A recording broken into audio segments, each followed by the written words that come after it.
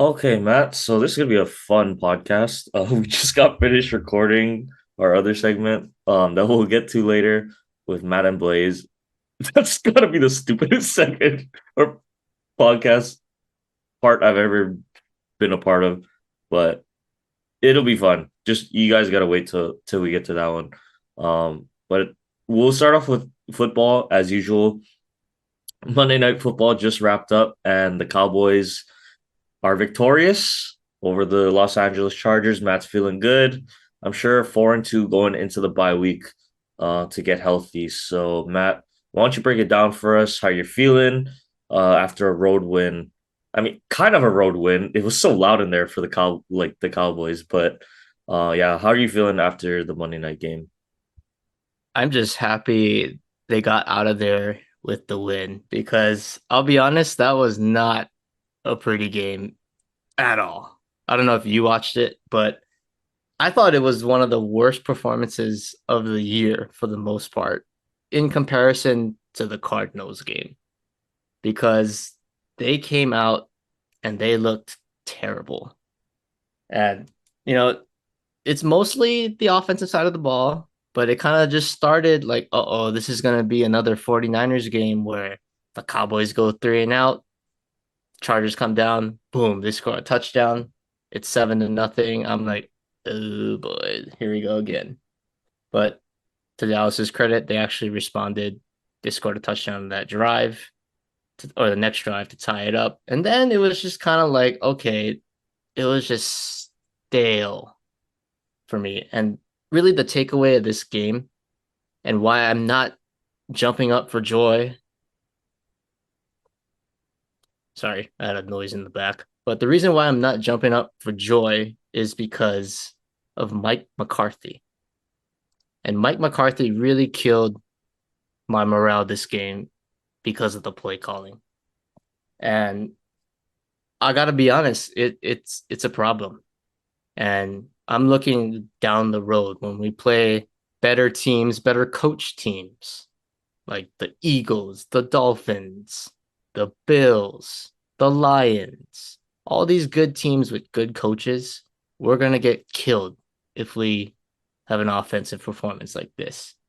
I mean, there's no motion, and Mike McCarthy's ability to, I guess, create a run game is non existent. And that's like the whole thing he was preaching about this season. Oh, we're not going to put up, fireworks on an offense, right? They got rid of Kellen Moore. It was the revenge game for him. But we're not going to be a fantasy offense. We're going to be a game management offense, be efficient and score when we need to score. Well, you can't tell me you're being efficient when every time on 1st and 10, you're going to hand the ball off to Pollard up the middle for 1 to 2 yards. And you're stuck. You're putting Dak in a terrible position, second down, third down, and 8+ yards. And oh, by the way, your offense or your team committed 11 penalties. I mean, if it's me, only the Chargers could keep us in the game with the penalties. Truly, And that's true. shout out Brandon Staley, my guy. This same, he was my guy today. He really did save us. But I always said last year, a lot last year when they had Zeke and Pollard, I said, what do they need to do with Tony Pollard? Get him in space, whatever that is. If it's a pass, if it's a run, I don't care. You get your playmakers the ball in space. But there was none of that, right? And I saw there was the big plays that Pollard had. What was the common thing? Oh, it was a stretch play outside.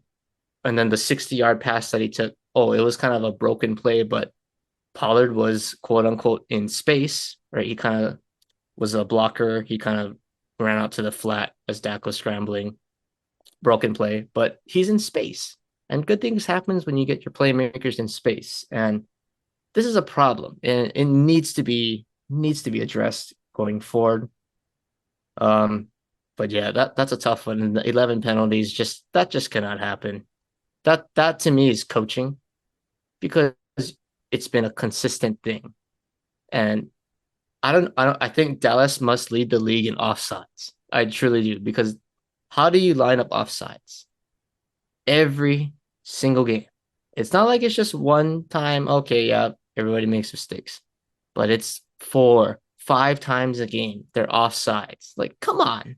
Like, you and I can do that. We're not going to get, I guarantee you, I play in the NFL, I'm never going to have an offsides because you know why? I'm just going to watch where the ball is and line up accordingly. There's no talent involved with that. It's just pay attention. And there's no discipline. Like, that's coaching to me. That truly is coaching because you're creating your guys to set them up in the right angles, and it's obviously it's offsides, and the refs keep calling it, and you're not making an adjustment game after game. That's the thing that's so frustrating. But you know what? I don't want to talk about the bad things because we did win this game. And the good thing that I took away from this game, Dak Prescott, my man. I always rip on him, but he played pretty well, I would say. And it was a big game Monday night. He had the horrible game against San Fran. He's going up against a young stud quarterback in Justin Herbert, and he outplayed him by a mile. Dak was fantastic for the most part. The only two things that I think he should have done better was the quarterback sneak in the second quarter. He's got to get more leverage. He's too high, so that's why guys can just dogpile him, jump over the pile, keep him short. But to me, Dak Prescott has to be lower so you get leverage. Just, maybe watch Jalen Hurts do it. I think that's a good tip for quarterback sneaks. And then the second one was the last throw to Pog. It was a makeable throw, but, yeah, it stings, but he didn't turn the ball over in that situation. And I was crossing my fingers that he just wasn't going to do that because we have a defense. And when you have a defense, you play to that. And you give them the lead and you let them attack. So Dak Prescott, I tip my hat, I salute, because you had no running game either. So it was basically the Chargers were taking that away and they said, you got to beat us. And he made timely throws on third down, finding CD, which is, hey, he's my guy, 88. He's the number one receiver in this league, in my opinion. He had a great game. Brandon Cooks, finally. This was like a coming out game for him. I still want to see Brandon Cooks get down the field more. But to me, this is what Brandon Cooks needs to do. He's got to have those 1 to 2 big plays a game, and then maybe 3 to 4 just big possession catches. And that's what he had today, the possession catches. Big third downs. He caught a tough contested touchdown in the back of the end zone. Like, that's what we brought him here to do. So if he can keep that going and then just find the deep ball every once in a while in that game, I think that's going to take our offense to another level. But the defense, I mean, what can I say? Even without Trevon Diggs and Leighton Vander Esch missing in this game, right? Offense gives you the lead. You need one stop to win the game. And boy, they delivered. And Micah Parsons, he made the play. It wasn't Stephon Gilmore's interception, because I think that sack by Micah Parsons, that put the pressure on the Chargers to kind of force the issue. Justin Herbert was kind of feeling the heat. They don't have any timeouts. They're just kind of all over the place. And then he forces the throw, and Gilmore, he does the rest on the next play. So I'm happy with the defense because they started off terrible and they finished strong. So I'll take that. Still a lot of things that we need to correct. And I am concerned. I'm still a little bit concerned, but I cannot complain about 4-2 going into the bye week. And we're only one game back of the Eagles because Zach Wilson is the king of New York on Sunday. He delivered. And what's PJ Walker for the Browns did his thing against the 49ers. So the Cowboys are alive and well after 6 weeks. And I can live with that. But my hope is after the bye week, we get 2 weeks to rest, fix things on offense, and then we just hit the ground running. So that's a good win. It's still a good win, but I still have my concerns. But I can't complain about 4-2. Yeah, the only thing I wanted to ask you about this game, Matt, one, the special teams, which usually is pretty solid for you guys. I just wanted to know, were you screaming at your TV when you saw, because it wasn't Turpin, because Turpin was the punt returner, but it was who's the not the Jalen Tolbert. Jalen Tolbert, yes. So when you see him sprinting towards the ball to get it, because I mean, obviously he didn't know that it wasn't touched, right? Only us as the viewers know it wasn't touched. When you see him sprinting for that ball, diving on it, what like were you just like no, like screaming at your TV, like what is going Yeah, on? it was like a totally different emotion because I was like, okay, the punt's up, and then I see they push Tolbert into Turpin, so I'm like what the hell? Like where the hell is the flag? Like come on, ref! Like, and then I see Tolbert get up. I'm like, what are you doing? You took the get away from the ball. And then they called it initially. It was Dallas's ball because they Yeah, thought it was the illegal touching. So I was like, oh, thank goodness. And then I saw the review. I was like, oh shit, we're in trouble. But I wasn't necessarily mad at Tolbert because in his defense, how would he know like yeah, if he touched the ball? And in a way, it's like I'd rather have a guy hustling, trying to make a play, than not do anything in that situation because he doesn't know what's going on. So I'd rather have him hustle and try to recover versus just, oh, I'm not gonna do anything, and then a guy just walks in and scores a touchdown. Like yeah, that's that true. looks worse to me. So at least he's showing effort. But to me, I thought a flag should have been called. And maybe it's something the NFL needs to look into because like if you're a punt returner, how do you can't defend that? Because the gunner pushed Tolbert into Turpin. It's not like oh Turpin walked into him like on his own. Like you can clearly see he was pushed I don't know. That's always been into a rule though, Turpin. so I think that's just part of the game at this point. Like I No, but think it's like if it's the gunner that hits the returner, like the opposing team. That's why they yeah, didn't that's a call it. flag. So I know Yeah, that's a flag, but but they didn't call it because Tolbert hit yeah, yeah. Turpin. No, but I'm saying like that part has always been in the game, and I think that's like one of the nuances that makes like the punts even more crazy. Yeah, Because I think they do teach the gunners like, hey, if you're right there, you're close to the punt returner, like push the guy that's on you to go run into the punt return. Because that's almost like I don't know, to me, that's like a nuance of the game. I don't really mind. But that was one part. The other part too, I'm just wanted to get your thoughts on this, but Justin Herbert, obviously we know him into the comparisons back and forth, yada yada. How much of this game would you place kind of on him? Because there were times to really put the Cowboys away or even just hit a big play, you know? And he's missing throws. Like pretty Keenan Allen wide open several times, you know, not making the right read. They were bringing it up. Troy Aikman was highlighting. You kind of want to just see Herbert, look off the read that's not there and take the check down, something like that. So, you were watching this whole game. How much of the blame are you putting on Herbert? Because we know Staley, right? But Herbert overall, he does have a fractured finger, but it is on his left hand. I don't know how much of a difference that makes, but just kind of curious to get your thoughts on that.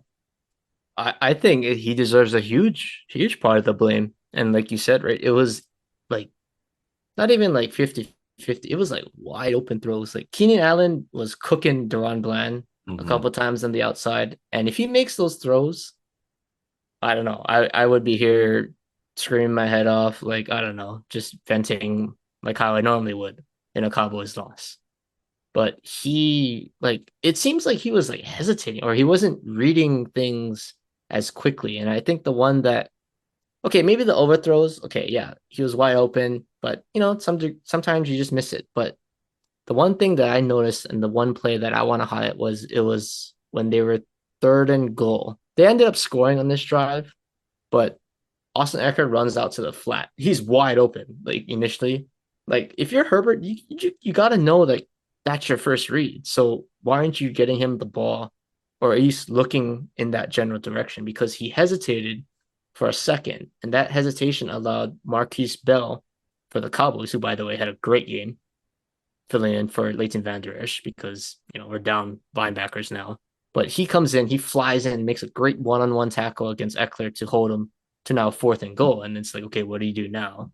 So I just think that play was like, yeah, Justin Herbert is a little off because he's not reading the defenses properly. And I don't know. I think this is a good transition to your quarterback. But Yeah. if Tua, I think if Tua plays like how Herbert played, I don't think the media would Oh, he gets stop. He destroyed. Are would you get, kidding me? yeah, I think he would get destroyed. But I don't know. I don't know if because the game just finished. I'm not reading everything, but it's not as loud as it should be. I feel like for Justin Herbert right now because he was pretty bad. Not gonna lie, it was pretty bad. And I'm a Yeah. Herbert guy, but I have no reason. I can't defend him in this case, and it's hard for me even now to say, is he actually better than Tua? But maybe Tua has the better coach now, so I don't know. It's a toss up, Yeah. So it's but interesting. that's interesting to me. No, I agree. It is interesting. And, I just think it's unfair to judge, quarterbacks all the time. Because obviously, okay, they are the general out there, they're the leader of the offense, we get all of that. Um, but to be honest, Justin Herbert, they had no running game tonight. You lose Mike Williams, right? You have a fractured finger. I don't know how much that's affecting you mentally, physically. Okay, the overthrows are bad. Those can't happen. Um, but it's interesting. I think coaching does matter, like you said. So I don't know. I'm not gonna. I think he does have a fair share of blame to go around. But as far as the season has gone so far, I do kind of feel for him overall for this season because I think we have seen, just like with Tua, when Flores was his coach there, obviously didn't have a lot of confidence. The offensive system wasn't very successful, right? Mike McDaniel comes in and it's a turnaround, complete 180, as we've seen in these past 2 years. And so I don't know, it's interesting because I think just how the media handles certain players. I think it's interesting how some guys are going to get killed versus other guys. But I actually wouldn't for this game. I would give Justin Herbert a lot of blame, but overall I can't even be as mad at him, for what he's got. So not like he doesn't have any weapons. Keenan Allen is a stud. We saw that all night long. Um, He Mike had Williams Eckler when he's back though. there, Eckler's back, right? It's there's guys there to be made, but I think that gap now that people thought were so big between Herbert and Tua, honestly, is a little bit smaller. Um, and I'll get to that now. So obviously Miami comes off another win. I mean, not surprising here, 42-21 at home against Carolina. But one thing I will highlight about this Miami team overall is, it's not anything you can really chalk up to numbers or anything. Maybe you can to a certain point because of the offensive numbers they're putting up, but they were down 14-0 in this game, right? And yeah, it's Carolina. They're probably not a very good team. Obviously, don't have a win on the year. But still, the fact that, a team like Miami can go down 14-0 and have like as a viewer, you still are very, very confident that Miami is going to come back and win this game. I think that's just a testament to what Mike McDaniel has done, what Tua has done. Chris Greer bringing in Tyreek, getting Jalen Waddle, getting all the weapons. Mostert is having a career year himself. Defense is finally starting to put it together. Jalen Ramsey is going to be coming back soon. This is a team, I don't know, that kind of felt like the old Kansas City teams where, you just give them the ball and it doesn't really matter what the score is. They'll find a way to put up points and win the game. And so I just wanted to, you know, highlight that because not a lot of teams in the NFL will do that to you. Um, it's any given Sunday. We know that. as we've seen, which we'll get to some of the games later. The undefeated teams kind of go down there. But this Miami team offensively, as long as honestly Tua and Tyreek are playing, like I think they are the best duo right now in the NFL, hands down. Tyreek is on pace for what 2,300 yards, I believe, on the season, which is just ridiculous. Tua's on, first in passing yards. I believe passing touchdowns now as well too. So, this offense is explosive, but it's the run game too. Like Mostert and Achan are putting up ridiculous numbers. This offense is what just under 500 yards a game. I believe they're averaging like 39 or 39 points a game. We know there's that one big one against Denver, but I mean 42 again. Their season low is what 20 against Buffalo. Like that's kind of a ridiculous stat to throw out there. So I don't know. This Miami team obviously hasn't hasn't had the hardest strength of schedule yet. So really looking forward to the next games coming up, because it's gonna get tough. And now we really get to see what this Miami team is made of. But hey, 5-1 after 6 weeks, I think everyone will take that. We do get the Eagles next week. I think we'll both be cheering for the Dolphins in that one. Help a brother out, man. Come on. Yeah. So big Sunday night game there. I'm sure, yeah, you'll be cheering on the Dolphins there. And then, they get the Patriots, but then they get the Chiefs, the big one. And so yeah, it'll be an interesting stretch here of games. Can really put themselves in a good position. If they win 2 out of the next 3, Matt, I mean, you're sitting at what 7-2 going into the bye week. Hey, that's a pretty solid one. And with how the Eagles have looked and how the Chiefs have looked, 3-0, I believe, is actually a really achievable goal for them to have going into the bye week. So honestly, not too much to say other than I hope everyone can stay healthy. I hope that the system still works, like no one figures it out how to stop it. But yeah, it's just Tua this year, really just executing this offense at the highest level. And people are going to say, oh, he's a system quarterback, just like what they've been saying about Brock Purdy, right? But okay, play devil's advocate there. Yeah, it's a system, maybe he's executing the system perfectly, but isn't that the whole point of every offensive coordinator and head coach is to put together a system that works? So, okay, maybe the system runs better, but you still got to have a quarterback that's out there operating all of the motion. We know all the motion Miami does. It's been all that's been talked about this year, right? You still need a quarterback that's going to go out there, know what's going on, execute it. But to me, the thing that I will give Tua over Justin Herbert is he makes decisions so quickly post snap. It's kind of crazy. Like he'll take a look. If it's there, he'll let it go. But if it's not there, he can come off of it, go to his next read. We know he's not as athletic. We know he doesn't have the same arm as Herbert, but he makes the right decisions. He's accurate. He hits his checkdowns in stride. And this team is all about yak, right? Yards after catch. So you see him hit guys out in the flat. And it's a really underlooked part of the game, but he hits them. You hit a guy running out in the flat in stride where they can go get another 3 or 4 yards versus kind of have to stop their momentum, right?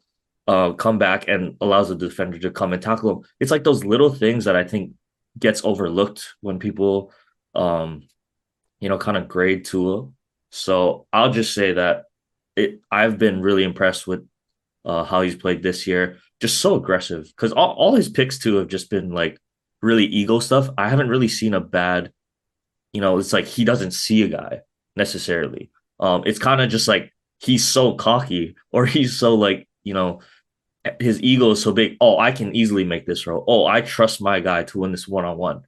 So I really haven't seen he's getting confused out there. Oh, he doesn't know what's going on. He makes a bad read. It's kind of like he's trying to force the issue too much. Like he's taking more than what's there. So can't complain. Happy with how things are going so far. Yeah, big game against the Eagles. Um, and so Matt, I don't know. I think we'll save baseball for its own segment because I do want to get to the two undefeated teams that lost this week and kind of get, your takes on it. So the first one, the Niners and Cleveland, I thought, no, Deshaun, PJ Walker, he's been solid, in his time in the NFL. We've seen some up and down with him. But I got, a vet that's been around and knows how to operate a system. But, the Niners, I don't know, was this kind of showing a chink in the armor that is San Fran? Or is it, do you think, Cleveland's defense? Because Cleveland's defense was already number one in the league going into this game. And I think they just put a stamp on that, shutting down, McCaffrey, Debo. They do go out with injuries, but, does it kind of show that maybe this Niners offense can be slowed down a little bit? Or what did you take from that game? I took that they're not invincible as they seem to be because they just shellacked my team on national TV. And then, oh, but they can't beat PJ Walker. By the way, PJ Walker was pretty bad. Like Yeah, watching the game, he wasn't very good. But I think you got to give some credit to the Browns defense in this one because, yeah, they're good. They got a guy up front to anchor it, Myles Garrett, and you got a guy in the back end and Denzel Ward.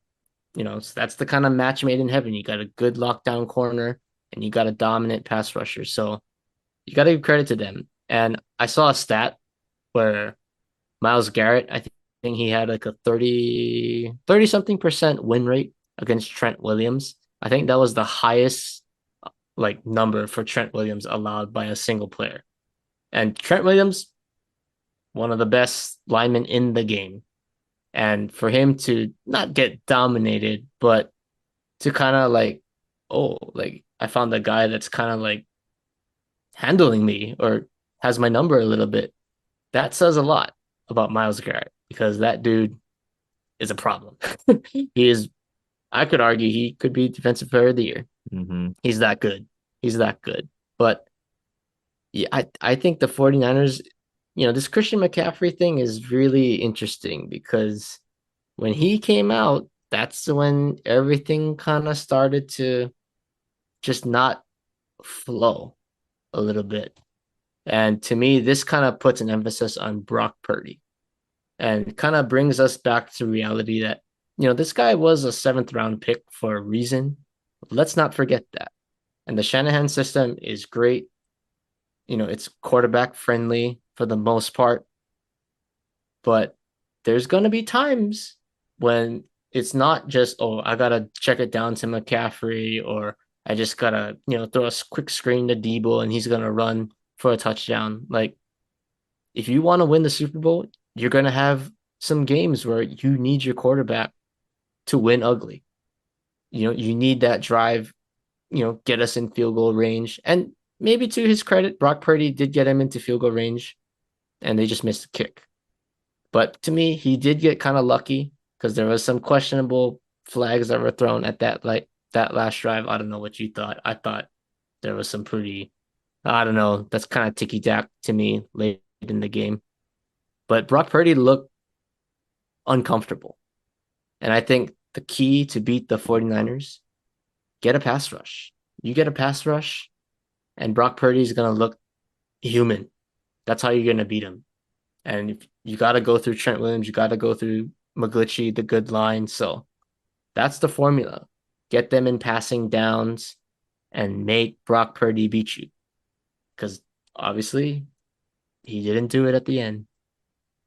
So Yeah, that's my takeaway. I think it'll be interesting, but I did want to say, yeah, he did get them in field goal range, like you said, kind of win ugly sometimes.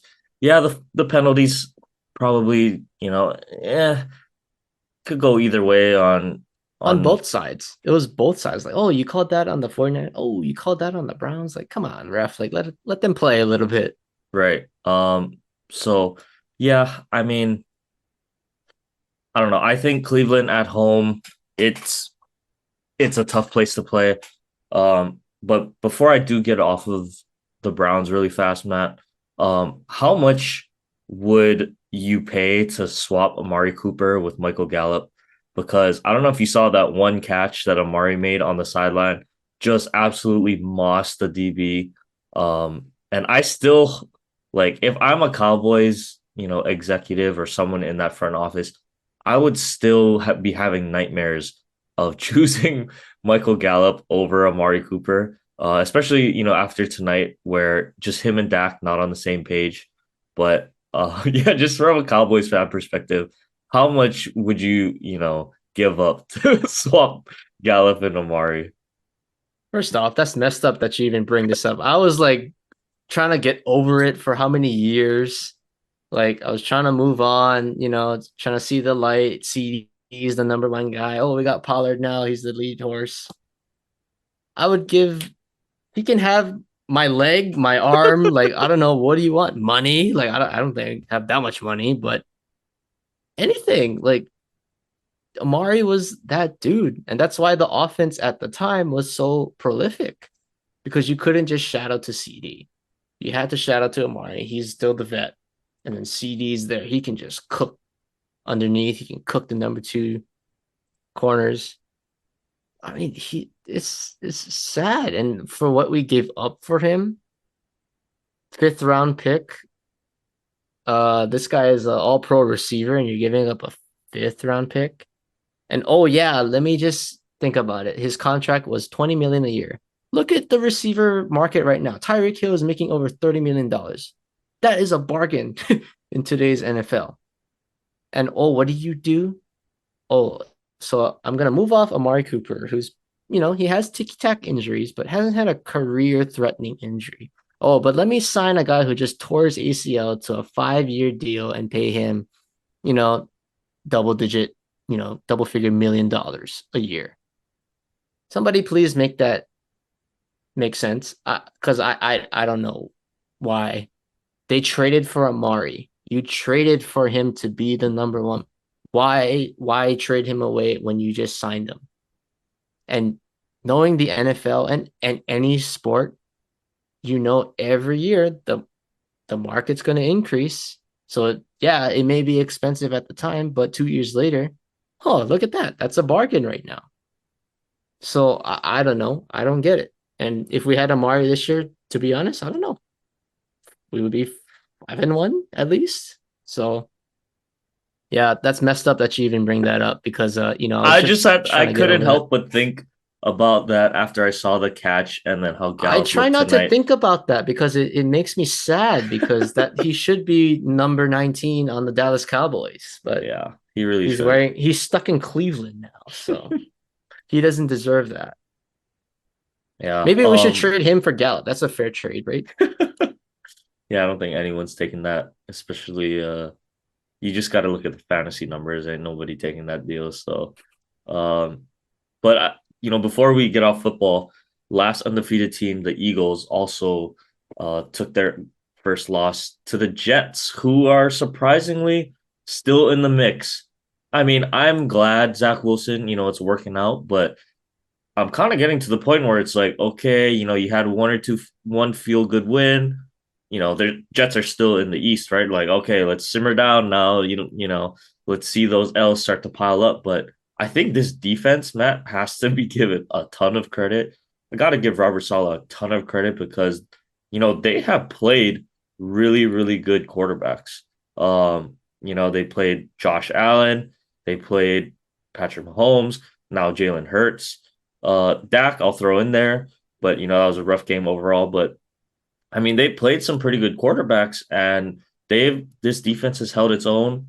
Um, but this game in particular, Matt, I just wanted to say I think this highlighted what I was kind of talking about several weeks ago, more so with Philadelphia, in that I was like, yeah, they're undefeated, but there's something missing from their team from last year where their offense just was exploding all the time. And AJ Brown, 7 catches for 131 yards, but they only put up 14 points. you know? And Jalen Hurts is your leading rusher. Yeah, that's not outrageous, but you want to see DeAndre Swift or Gainwell or one of those guys getting all the touches, and really opening things up for that pass game, right? So I don't know. To me, this was kind of I think this is more of an exposure game for the Eagles than it is for the Niners loss, personally, because something about, Jalen Hurts just wasn't making really good decisions. And especially to me, that last one, when he was getting blitzed, I mean, Jalen Hurts has had the luxury of that Eagles offensive line, right? He is not under pressure too many times when he's going to drop back. So to me, this was kind of an eye-opening thing too, where it's like, hey, you get pressure on Jalen Hurts, that pocket starts to collapse and he can't, get out and use his legs. Maybe he can't always make the best decision. Um, I mean, none more evident than that last throw that, really put the game away for them. And so I don't know. I think this was a bigger exposure game on how to slow down the Eagles. No one's going to be able to stop the tush push or whatever they're calling it. But just as a whole, this offense, I think there's chinks in the armor. And the one thing I will say about Jalen Hurts, and I'm high on Jalen Hurts, I had him really high going into the MVP discussion this year. But something that I'll go all the way back to last year's Super Bowl that I noticed, which I thought was like, he had a shoulder injury from last year, but his arm just weirdly, I don't know if this is just me or not, but yeah, I don't know if it's his motion, how he throws the ball, but it doesn't look very hard coming out of his hand. Like I see Josh Allen throw the ball, you see Patrick Mahomes throw the ball, you see Justin Herbert throw the ball, you see the velocity that comes out. And I thought Jalen Hurts, pretty athletic guy would be grouped into that bunch, but it looks more like a Jared Goff kind of throw, like a Tua kind of throw. So he makes all these throws, you're trying to force into tight windows. You really need upper tier arm strength to make that happen. And I just kind of saw like, especially on that last one, you're trying to fit a ball in there. Like you really got to be able to zip that thing in there. And it just kind of floats a little bit more than I would expect. Um, but I mean, good for the Jets, I guess. I just hope, they're out of the playoff contention by the time Rodgers is healthy, because I just don't want to see that happen this He's year. walking already. I know that's ridiculous, by the way. Um, but yeah, that was just my take on the game, Matt. But what did you take from that game overall? Oh, that the NFC East is wide open, baby. Everybody thinks, oh, the Eagles, yeah, defending, NFC champs. No, it's a new season. And if you guys pay attention, the Jets were without Sauce Gardner and their second corner. So they were down their starting corners, and you telling me you couldn't put up more points than that? If that was Dak Prescott, he would have got absolutely shredded. So all I'm saying here is it's not over because Jalen Hurts is not the same quarterback as he was last year. I thought he would have made that leap to be MVP Jalen Hurts, but I think he's kind of took a step back. And it's like, if we stop the run, you make Jalen Hurts. It's kind of like Brock Purdy. You make them beat you. He's not Patrick Mahomes. He's not a guy that's just gonna he's just gonna beat you with his arm. I want Jalen Hurts to throw the ball 40 times a game because that's how we're gonna beat you. So my takeaway is the Jets stopped the run. You forced Jalen Hurts to make the big plays, and he didn't. So the door is open. Okay. Love it when the Eagles lose. Yeah, I'm sure you do. We'll get off football here and we'll get to our fun segment. Stick around because yeah, this one with Matt and Blaise is a lot of fun. So you're not gonna want to miss that. So stay tuned for that. All right. Well, this is going to be a very interesting guest segment on the Fan and the Fanatic because we have two guests today. One is returning for the second time. So, Matt, welcome back. But I guess do you want to explain your background for us and maybe you can give the intro of our other guests since that relates to your background. Yeah. So my background is this guy I know from high school. We grew up together. Unfortunately, I wouldn't say we're friends, but we know each other pretty well. This is Blaise Takushi. one of the smartest guys I know, just not when it comes to sports or common sense, but really book smart. Good engineer for sure, but that's about it. Blaise, anything else you want to add about yourself? Any fun facts? None of that was true, but I will add that I've known Matt and Matt since like elementary school, and we used to play football together on the blacktop. And my nickname was the seatbelt because I was strapped both of them up. So, Oh, yeah, You don't even drive with a seatbelt on, Blaise. You drive damn. Yeah, okay, but all right, let's see what it is. and you're one of the worst drivers that I know out there. So I'm just putting that out for anyone that gets in the car with you. I highly recommend not doing that. But all right, well, that was a interesting intro. But you know what? Since Blaise is wearing a disgusting shirt, I think it's only appropriate that we dig into some college football this segment. So let's start with our quote unquote home team. The University of Hawaii had a game this Saturday, and to no surprise, another defeat. They lose to San Diego State 41-34. And kind of a disappointing game because it was definitely a game they should have won, and they left a lot of points off the board and definitely gave San Diego State a couple freebies. So, Blaise, I'll start with you, Mr. College football expert. What is your initial thoughts on this game and kind of, the outcome and what really happened kind of at the end of the game as well with Timmy Chang? well, my takeaway is that number one, Braden Shager has elite arm talent.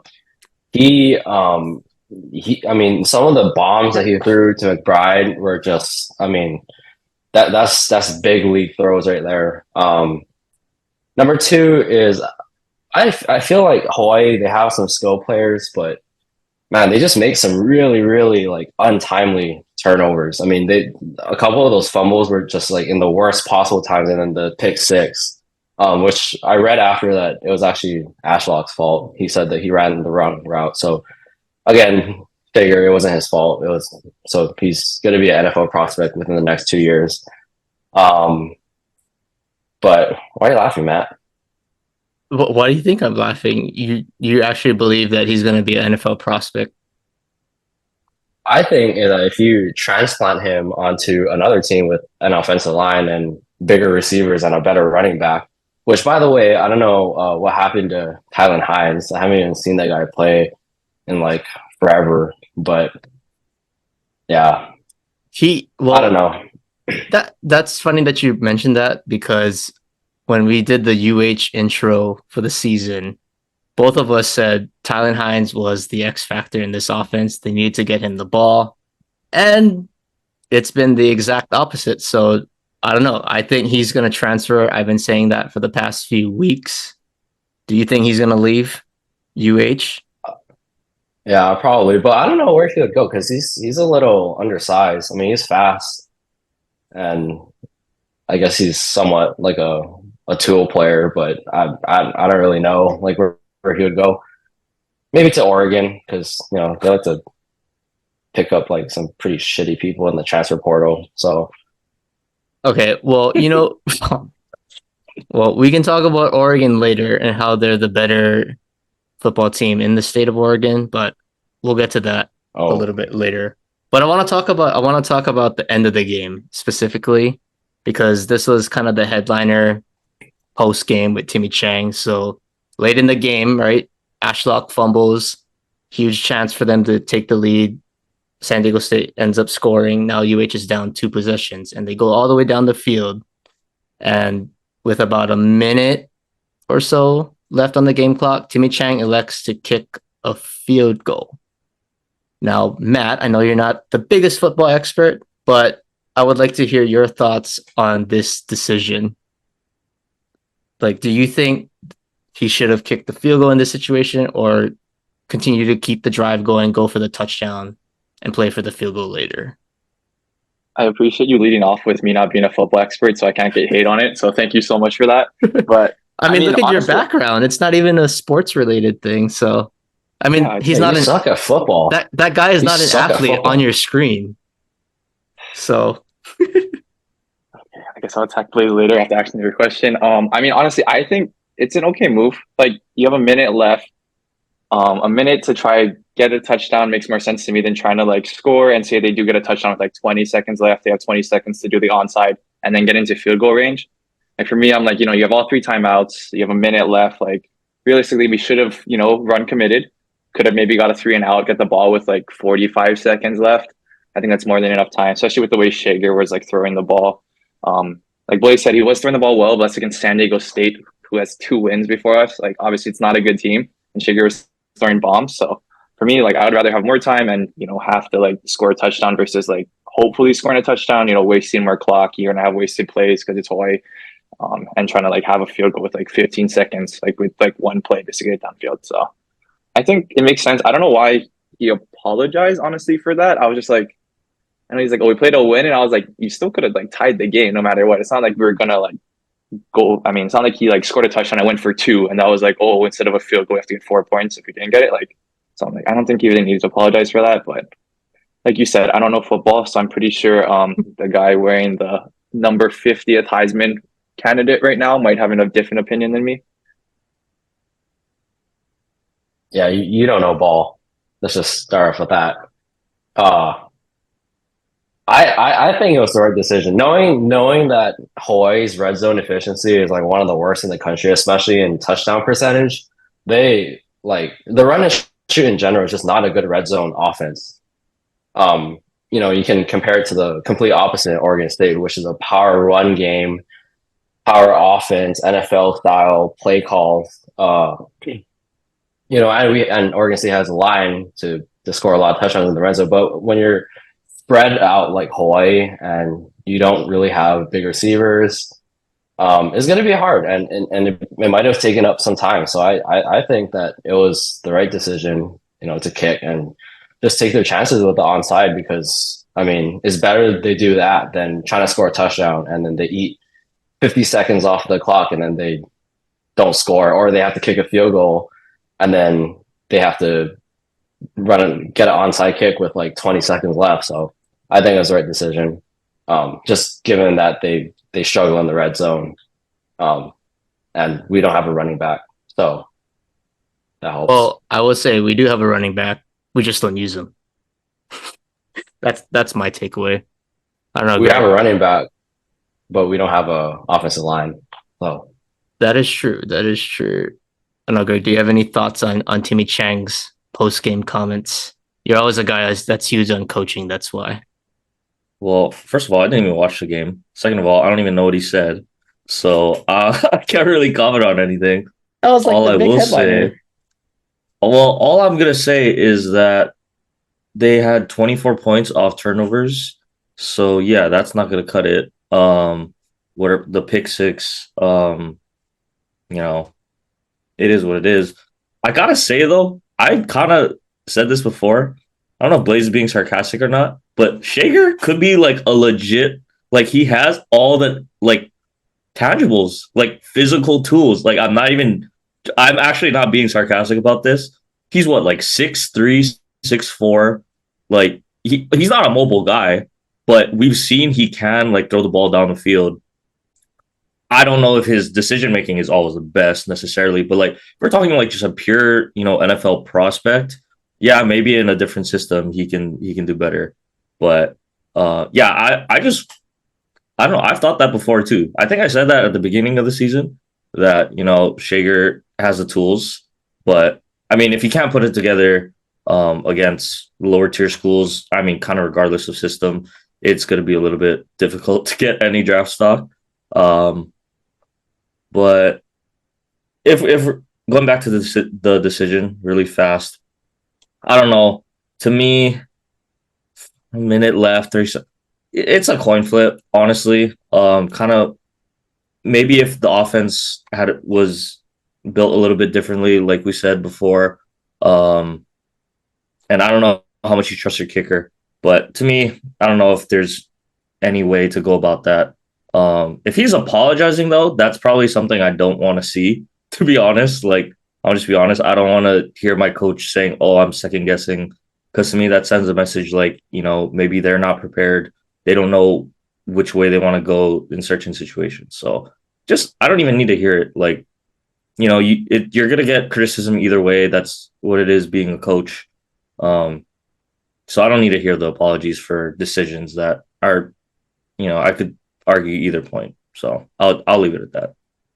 All right. Well, that's actually a good transition to our next topic. Speaking of coaching decisions, because the other football team that we talk about, the University of Oregon, had a big game against UW, number 7 against number 8. It was college game day in the house. Like this was the big game of the week, and the Ducks and the Huskies, it was a shootout.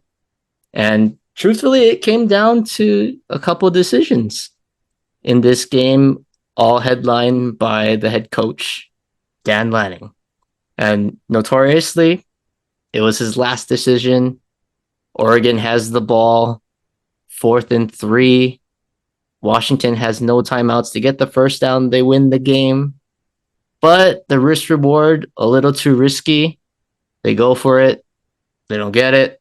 Washington comes down the field, scores. Oregon has the last chance. They miss the field goal. End of the game. But the real controversy in this is, why not punt the ball? Why not punt the ball and play defense? And I know, Blaise, you are like licking your chops at this because as the Beaver fan that you are, which is pretty sad, honestly, that you're a Beaver fan. But what is your takeaway with Dan Lanning? Like, do you think this is kind of like a hot seat moment for him, especially since he's lost to Washington in the past already? Well, just a disclaimer, just because I'm an Oregon State fan doesn't mean I wasn't cheering for Oregon, because I hate Washington more. I think they're a bunch of entitled Watch the blanks. language. I don't want to say it.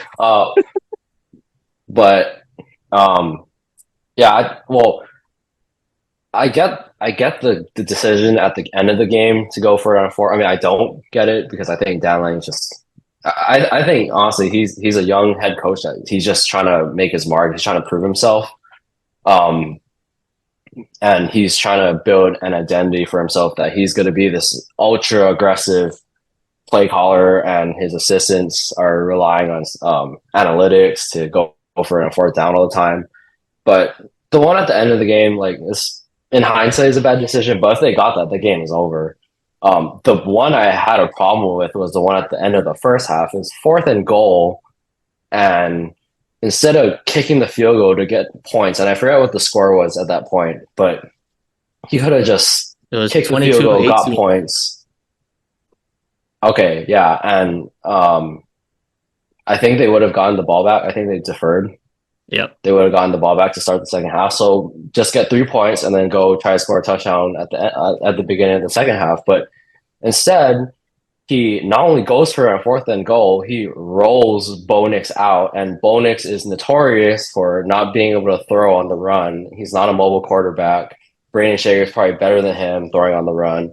So, like, just that play call, it was just, I don't know. It's terrible. It was very eerily similar to last year's Civil War, which we were all together for, where Oregon went for it on 4th down in their own territory against a really, really stout Oregon State defense. And not only did it was 4th and 1, I believe, and they run a read option with Bo Nix, and he keeps it, and he's crippled, and he just gets blown up. Of course, he would have got blown up anyways if he wasn't hurt. But anyways, off topic. But yeah, I don't know. I had a problem with the one right before the half. The one at the end was like, I can see what he was trying to do, but I think when you're on the road like that, like, you have to take some risks, and you have to be like, you have to kind of try and put them away. But I think Dan Lanning, like, he's young for one, and I really think that it's just maybe not quite an ego thing, but it's something close to it, where he's just trying to kind of make his mark, kind of prove to the world who he is. And in the end, it kind of bit them in the ass. But I think, I don't know. We'll see if they meet again. We'll see. Well, I will say, and I'll defer to Matt on this one, let's say DJ Uyunglele is in that situation. I don't think he's making that throw either. So you can't really rip on Bo Nix for not making that throw. Because I've seen DJ play. He doesn't look the greatest when it comes to passing. He can't even throw slants. So, I mean, I don't think it's fair you can rip on Bo Nix like that. But, yeah. I'm waiting for Matt. I mean, DJ would throw a pick in that same situation, honestly. But no, I mean, I hated that play call. Like, I was so upset. Like, I missed like the first 3 quarters. I just woke up for that part, and I was like, oh, okay, they're probably gonna try to draw him off sides. Maybe Bonix will roll out to the right for a little bit and just punt it away, and then they ended up rolling him out to the left. I was like, at least like give him a better play. You know, like they're basically in the middle of the field. First of all, I was like, you can just roll out to the right, like get Bonix an easier throw versus like trying to roll out to the left, throw across his body. And man, I was just like, you know, you're giving. I know Washington didn't have any timeouts, but you're giving the ball back to a Heisman contender basically at midfield with like a minute 30 left. Like that's way too much time. With like how explosive UW's offense was, like how the game was, like at least give like your defense some credit of like, you know, they may have driven down the field, like the worst case scenario, right? They get the ball to 25, it's a touchback, like 75-yard drive. At least you're making them work for it versus starting at midfield. It took them what, 2 plays to do that to score a touchdown. I was like, you know, if they at least started at the 75, like, you know, or at the 25, sorry, like you just make them drive down the whole field. They have no timeouts. You tackle them inbound short of the first down marker at any point. Their clock's running, they're sprinting. Penix isn't like really a mobile quarterback either. You put a little bit of pressure on him, you get 1 sack, like takes all the momentum away. So, I mean, I was like, okay, I was like, definitely like, you know, they've been going aggressive all day. I was like, Lanning's going to be smart here, try to draw them off sides. You know, 5 yards back for their punt. It's not going to make that much of a difference as long as their kickers, you know, as solid as like Hawaii's punting is. Like you'll get the ball within 25. Touchback is worst case scenario. But I mean, once I saw Bonix go out to the left, I was like, oh, they're really going for this. And I saw the play and I was like, well, like I know UW's going to score because that's just how it's going to go. But, you know, UO did have a chance at the end. And then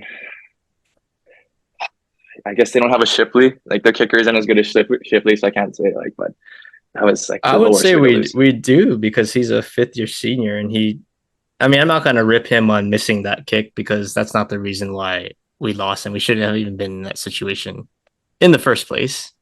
But hey, yeah, Matthew Shipley is one of the greats at UH, so let's not put some respect on that guy's name at least.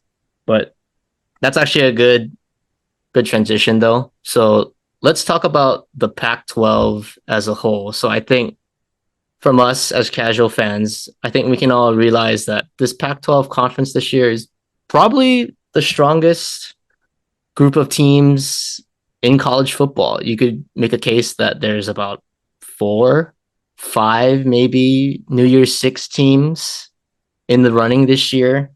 But one of them, I think, that's kind of falling out of the race is, you know, Deion Sanders in Colorado. So I think this is one of the kind of shockers of the week. They played Stanford, who had 1 win coming into this game, which was against UH, and they were up 29 at home.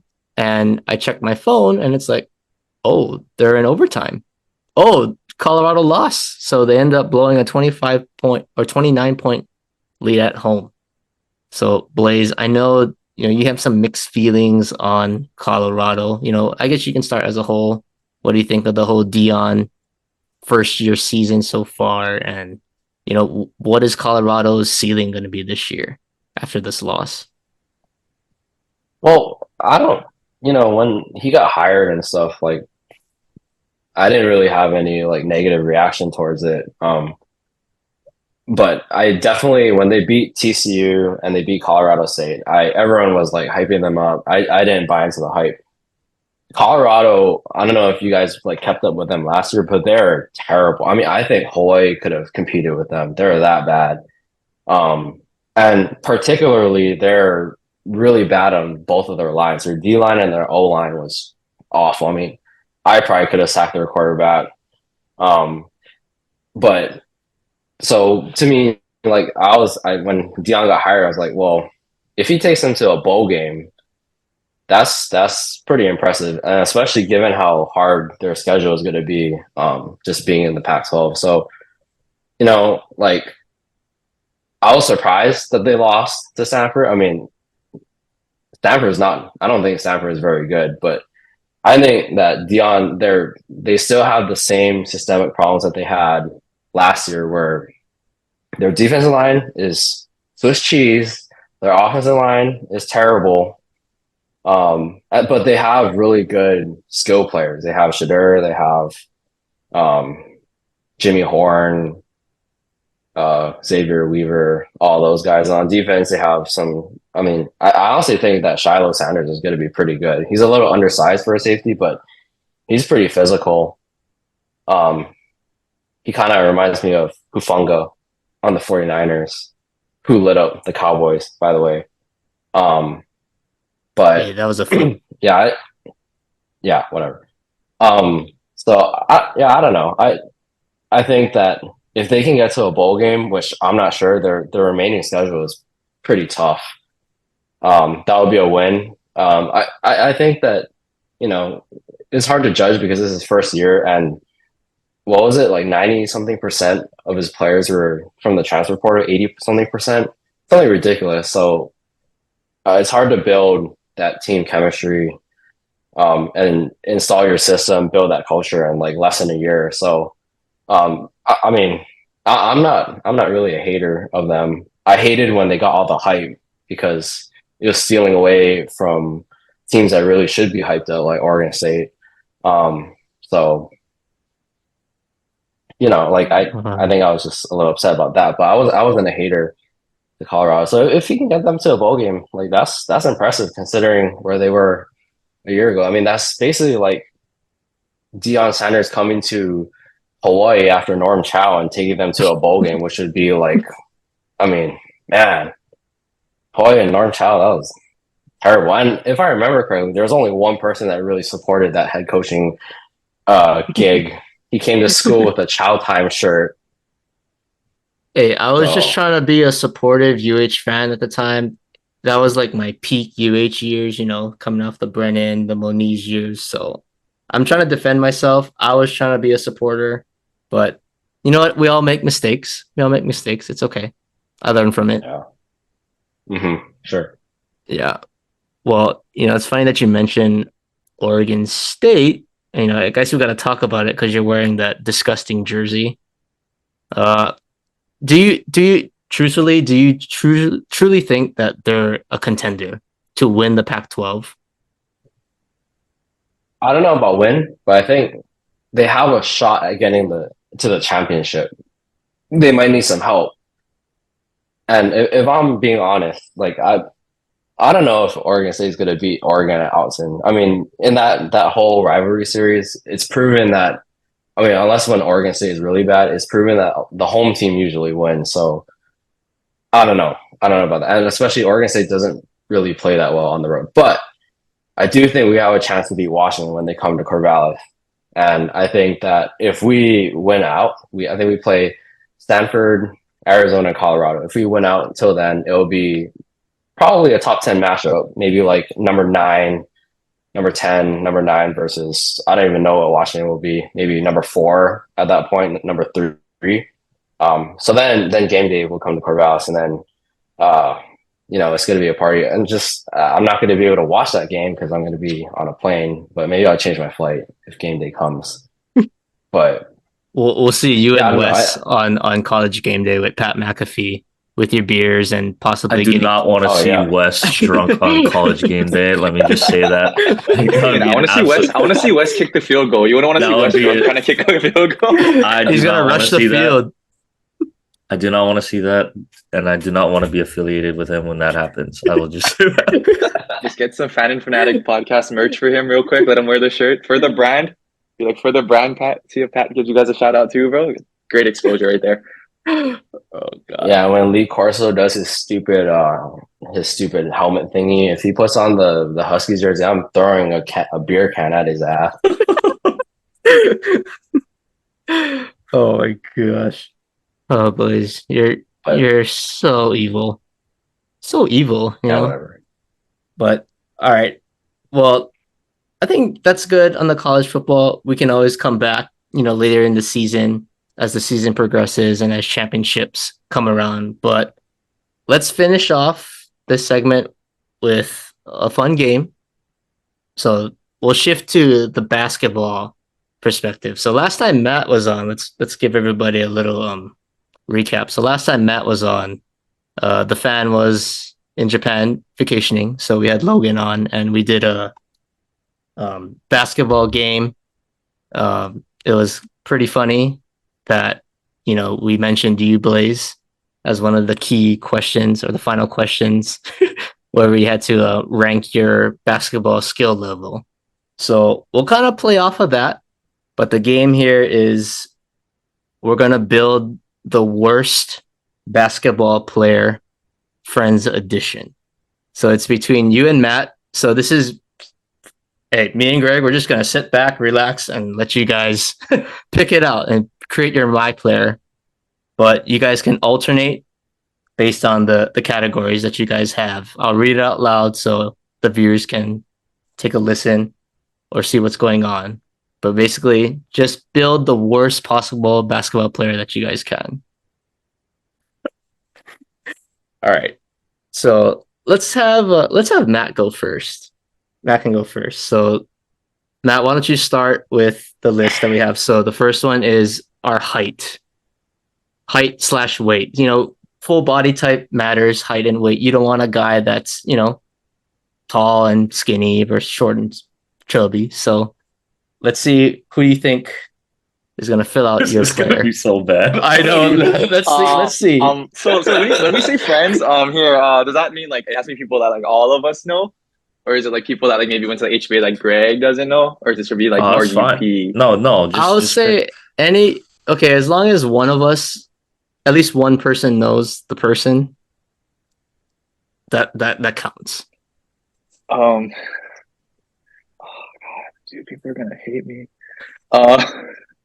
Let's see. Just sit back and sip on my drink right here. Man, I'm gonna height and weight. You couldn't just pick one. Like, you want to do height? We can do height. We'll just go with height. That play basketball. I'll go with Brandon. It's not the tallest of my friends, but on the shorter side. Like I'm not that tall either, but shorter than me, and that comes to mind from playing basketball with him. So yeah, I'll go with that. Okay. Why wouldn't you just choose Lucas? I guess that's your pick then. I forgot that Lucas is in our friend group, not gonna lie. And we just saw him. I totally forgot about Lucas. I didn't make the list. I didn't know what the game was. Matt just told me before I came on. I didn't have time I'm pretty sure Lucas is shorter than Brandon. Okay, well, we'll edit this. I'll pick Lucas then. All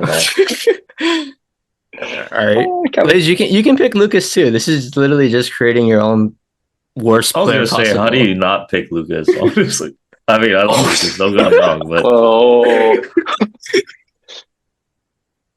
hey, I've known Lucas the longest here. All right, so I can say that. Hey, you put 5'5" on Tinder, bro. So this is being honest. Oh my God. All right, Blaise, is Lucas going to be your pick as well?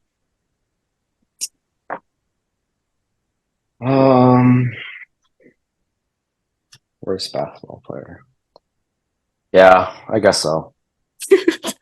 Hey, congrats, Lucas! You're a unanimous pick in this game. Congratulations. All right, let's move to the next category. We'll do shooting ability. Matt, back to you. I'm gonna pick someone that was really good on our intramural team. His last name is similar to mine. I'm gonna pick Riley for worst shooting possible. I've seen him shoot the ball. It doesn't look right. It definitely does not look right. And I'm like, I see why you're doing homework on the sideline when we're playing, but I love Riley, but whenever I see him shoot, it kind of hurts my soul. I'm like, I don't like basketball as much as I used to. I'm like, it's painful to watch. But shout out to Riley. All right, shout out to every season. Pearl Harbor's finest. Okay, back to Blaise. Shooting. Ooh, this one's gonna be a close one, but I think I gotta choose Matt Sakai. Dude, what do you mean? What do you mean? Matt Sakai, like he has Coming All from he you, does you is can't even make floaters. layups. You have any more backboards you hit in basketball? All you can't you even do make is any shoot shot. floaters. Yeah, but I make All them. you At do least I is hit shoot the rim. floaters. You miss the rim on shooting layups every time No, you I'm play not. these No. games. The only Hey, time you yo, play yo, well yo, is at yo, yo. practice because you suck under pressure. No. Because you have a Hey, weak let mentality. me talk. You're weak Let as a me person. talk. Let me You have a talk. weak mentality. You're not Shut strong the at all. fuck up. You can't swear. That's the whole point, bro. Relax. But you're really gonna pick No, I me thought for I shooting. could. You're really picking me for No, shooting. it's Yeah. good. Yeah, You keep going, can't please. do it. Keep You going. can't Keep do it. You play going. with Lucas. You No, play. you- Okay, whatever. Okay, all right. I'll punch you in the face after this. Continue. Go. Okay, well, you don't really like. You just take a bunch of like soft ass floaters. You're not really a 3-point shooter. The only time I've really seen you like make a lot of 3-pointers, you bank it in because like That was you're like one half bank. squinting Okay, when you shoot. okay. So now you're just being I don't even know racist how at this you. point. No, it's not racist. I'm just saying that your shooting form, like you kind of like squint at the rim, and I'm like, And I still shoot a higher Open your percentage than eyes. you. I don't shoot 40 shots like you, so I'm sorry I don't put up 10 points off of 40 hey, point no, shots. I shoot Like, what 40 do you shots, mean? but I shoot at a 50% clip because I'm a sniper. I'm strapped up. Give me your stats. I've played basketball with you, Blaise. I've never seen you shoot 50%. Not even on your layups. You can't I even do. make a layup, Blaise. How do you think you're? No. It's true shooting percentage, effective shooting percentage. It takes into account how contested I am. Because defenders, I demand boxing one every single time I play. I get 2 guys on me, shadowing me every single time I play. So of course I'm not going to get open shots, but when I do, I shoot at a pretty high clip. Yeah. I also, well, maybe we'll save this for later, but I also, I'm a good free throw shooter, and then I also provide a lot in intangibles for a team. That you What, know. like most techs on the team? Yeah. Yeah, Like you definitely score the most at people. No. It's not Texas. It's fiery competitiveness, passion. Yeah, you have the same passion as Kevin Porter Jr. Blaise. So good for you. Oh. Okay, that's kind of messed up. Sorry, Miles Bridges. Sorry.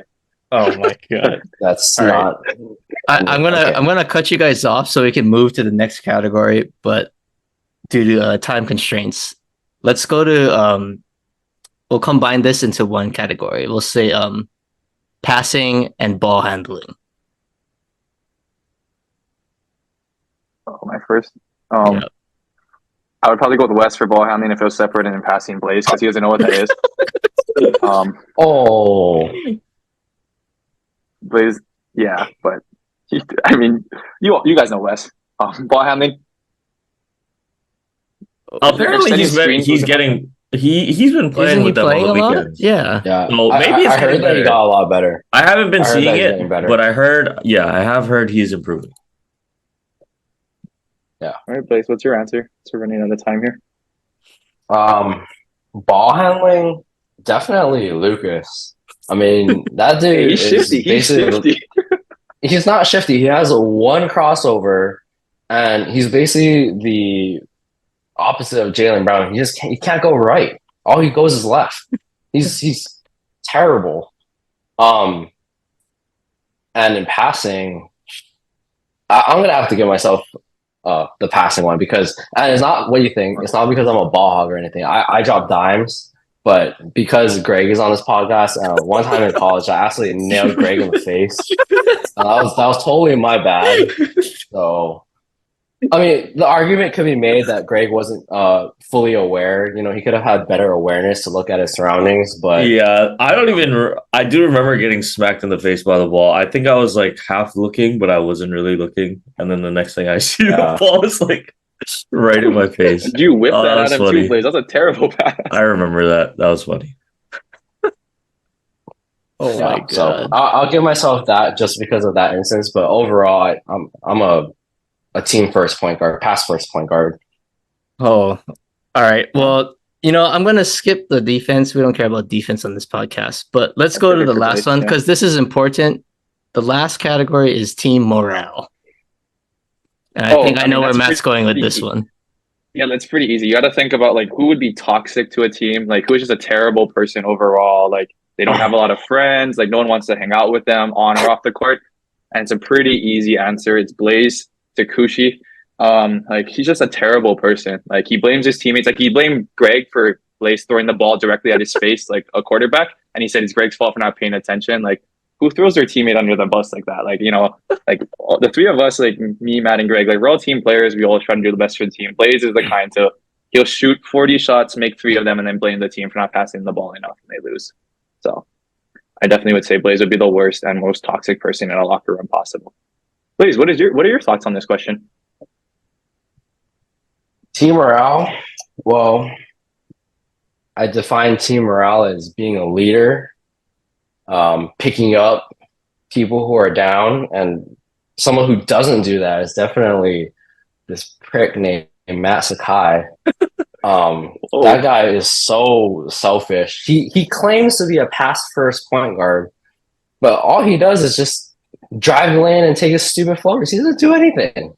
Well, what do you mean? You can ask these two. They're on my intramural team. I led our team in assists. I shot like 5 to 6 shots a game because I'm not selfish. Continue, Blaise. You probably stat padded in garbage time. But this guy is so self-centered. All he does is talk about how good looking he is all the time. It's like, what does that have to do with it? Okay, all right, that's fair. Okay, Blaise. He's not like, committed to building his team up. He's a me guy. Kind of like Bo Nix.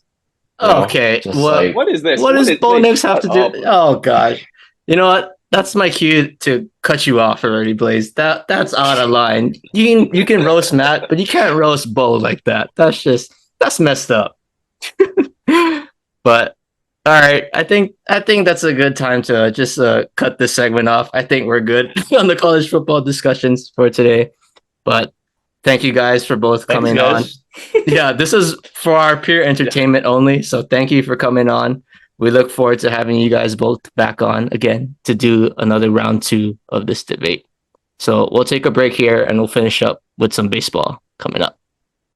All right. Well, that chaos with Matt and Blaise is finally over. I think we needed a little 5-minute break from that debate, but that was fun. At least for us, we got to kind of just kick back, relax, and watch those two clowns duke it out.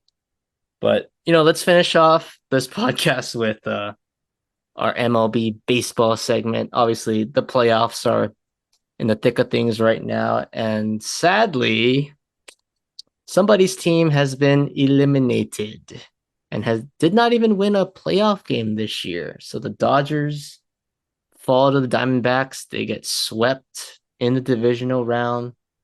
Game 3 probably wasn't a good one for you, at least watching it. But you can have the floor. It's your segment to let it all out. Just have at it. What was your thoughts on Game 3? Okay, yeah. So I'll start with Game 3. I don't need to talk about games 1 and 2 already. But I'll do Game 3 and then I'll kind of give a season overall, recap of what I thought and what I'm looking forward to this off season. But yeah, get right into Game 3. Weirdly enough, like I said, I didn't hate that Lance Lynn was going to be getting the ball, right? Because I thought we were kind of dead. Offensively, not a lot of, firepower or explosion that we've seen. And so I was happy to hear that, it was going to be Lance Lynn, who kind of, he's a guy that's going to scream. He's going to yell at the other team. He's going to get in your face. And so that was something I wanted to see. And, it looked okay through the first 2 innings. But I just got to say that I know I get the 4 home run inning. You can harp on him. You can harp on Dave for not taking him out, which I thought, he should have done after 2 and definitely after 3. But it is what it is at that point. At least they were all solo shots, so it kept us, 4 isn't crazy.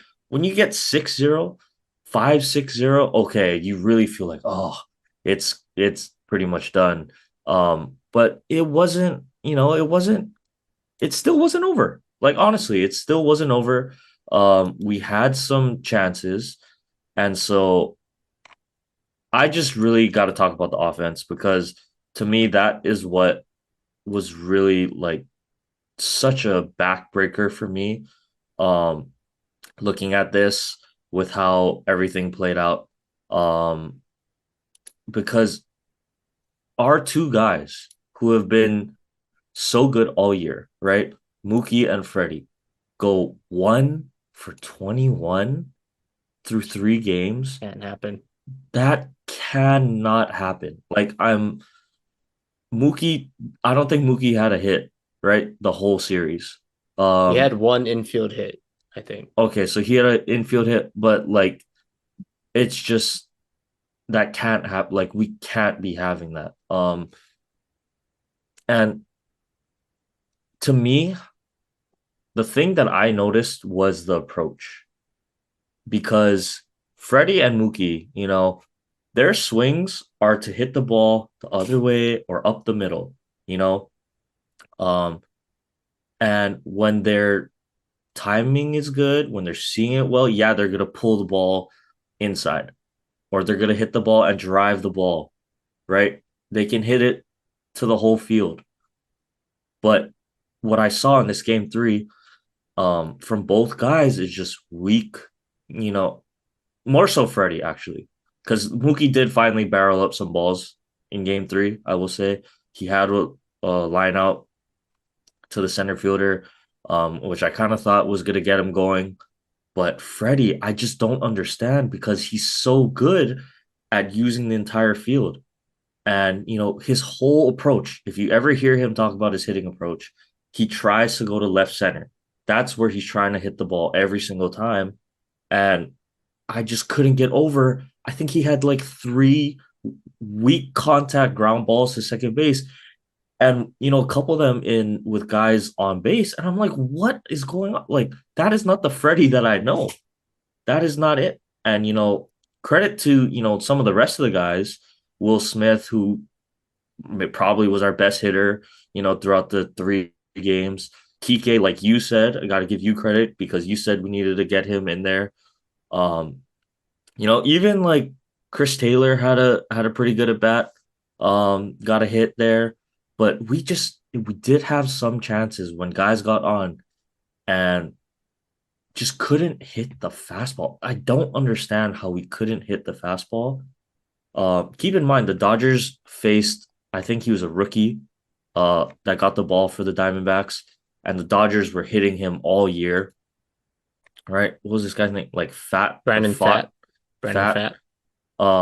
They were hitting him all year. He hasn't, been particularly good, but they couldn't hit his fastball. And he's not a 96, 97, 98 thrower. Like he's like sits at 94, 95.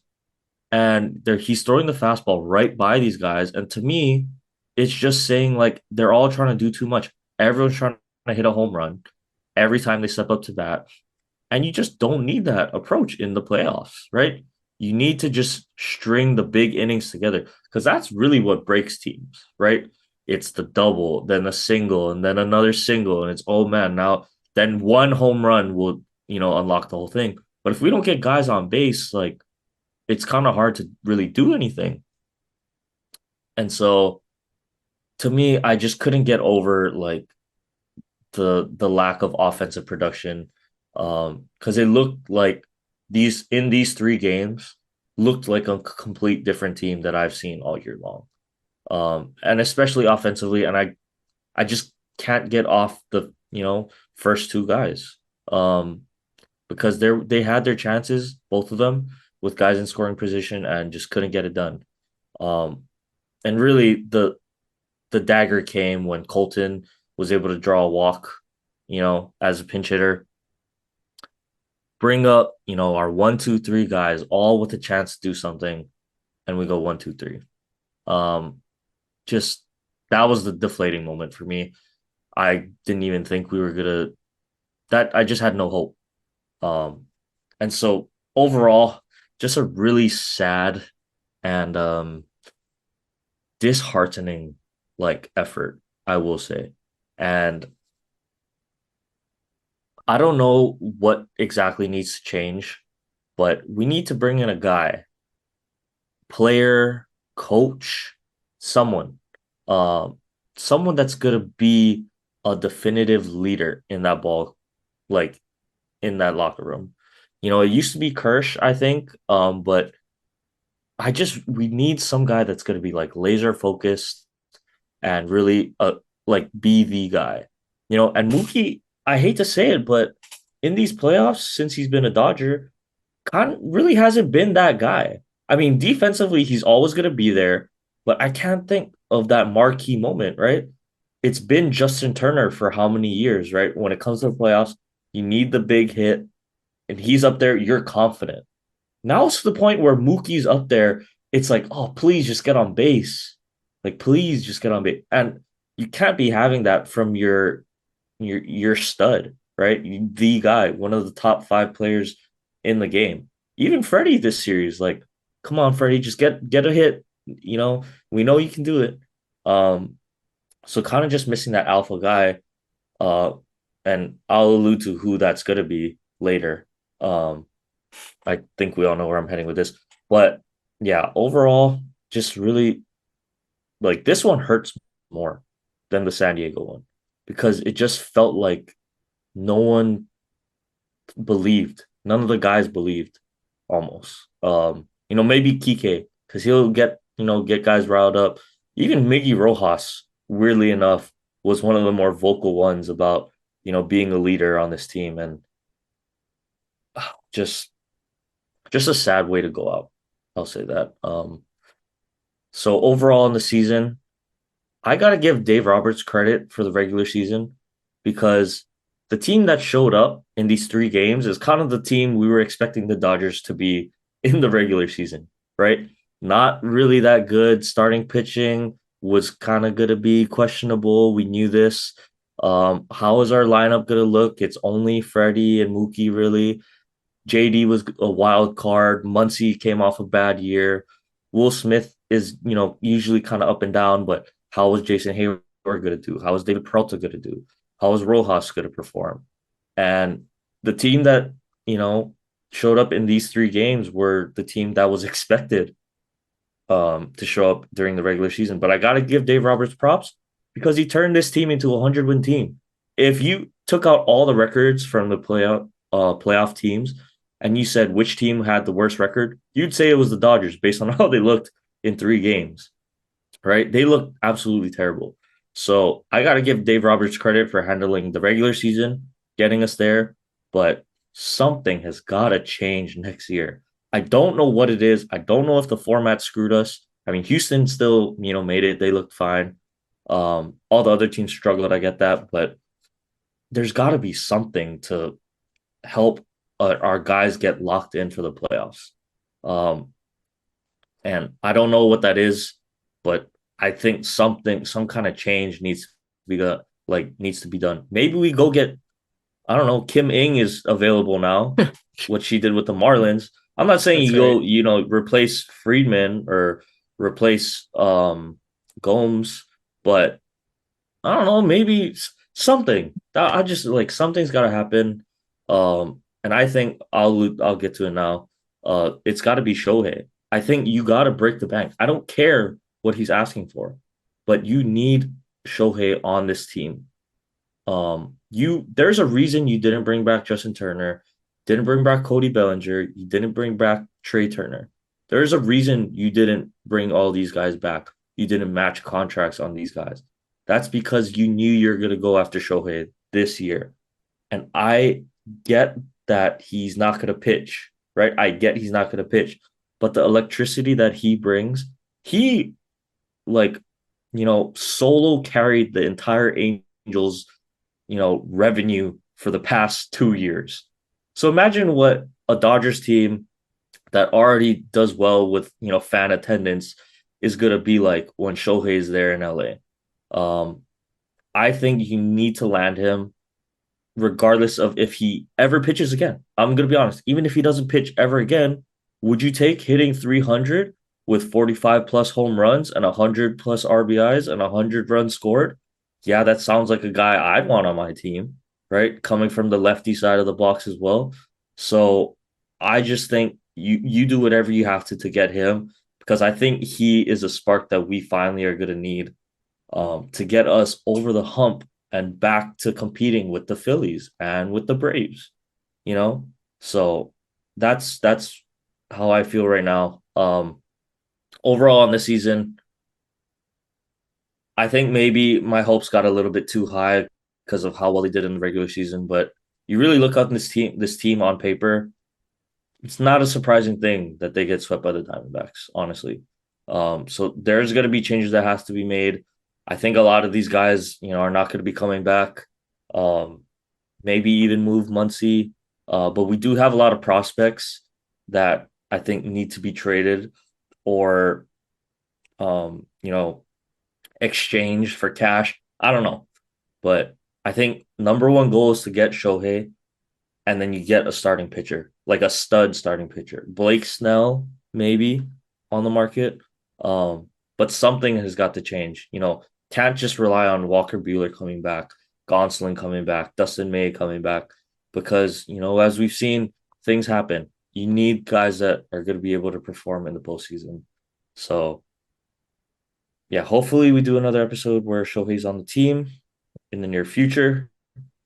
But yeah, I'm done with the Dodgers for this year. It was, you know, they exceeded my regular season expectations and majorly disappointed my postseason expectations. So overall, it was on the season. Hey, it's But championship or bust, man. You either it is all if you're you're right. It is Yankees, all Dodgers, Braves, like if you're not winning the World Series, you it didn't do does your make me job. feel better that the Braves got bounced and they only won one game though. That does make me feel a little bit better. Um and so yeah, to that I will say go Phillies because now I'm cheering for the Phillies. 'Cause I think Bryce deserves a ring. So I'll leave it at that. I do, I do. All right. Well, I'm glad you got your Dodger steam off. I get it. I had my steam off in September because at least your team made the playoffs, but I don't want to go there. But you mentioned the Phillies.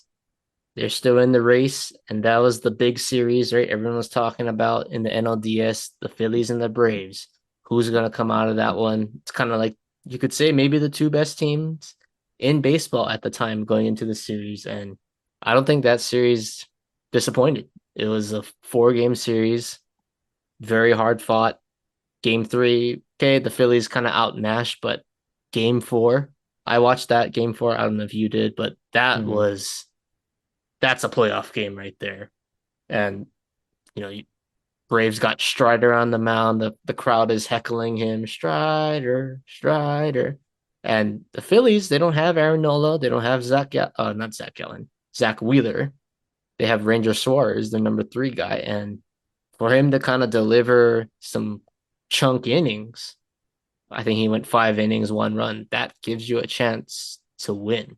So got to give credit to him there. But I think that I want to talk about that game because it was really late in the game, right? The Phillies, they won. Like Castellanos stayed hot. He had 2 home runs. Trey Turner hit a home run as well. But late in the game, the Braves had their chance and they blew it.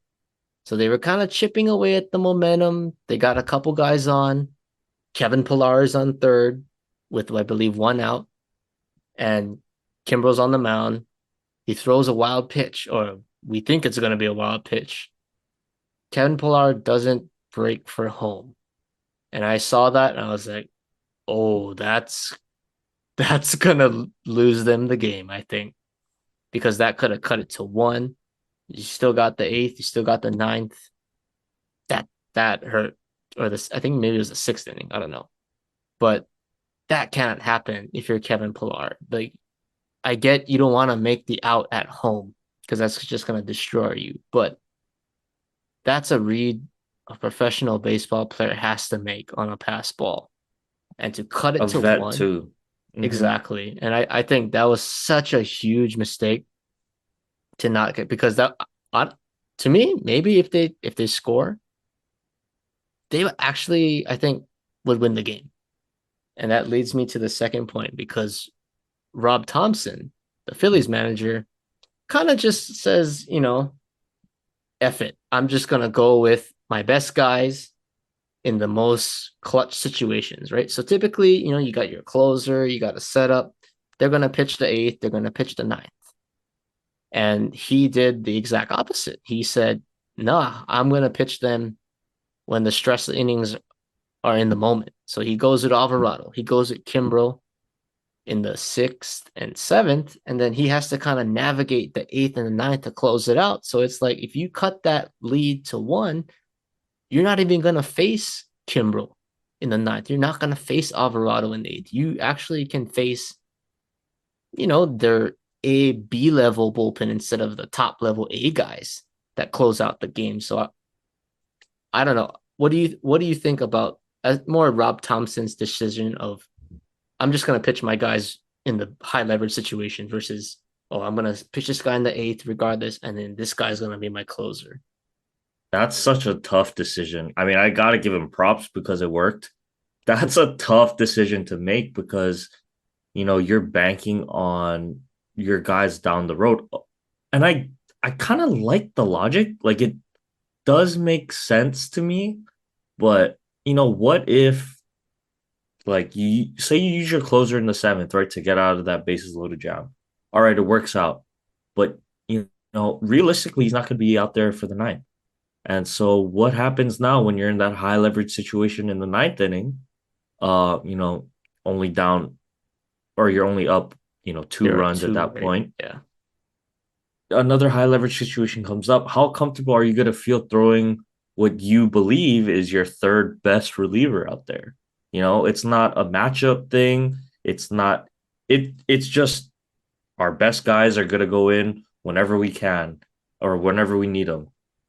That's a little bit, I don't know. I don't know how I feel about that, to be honest. Because to me, you still gotta manage the game in a way that you're expecting things to go. You need your guys late in the game, right? That's just how I feel.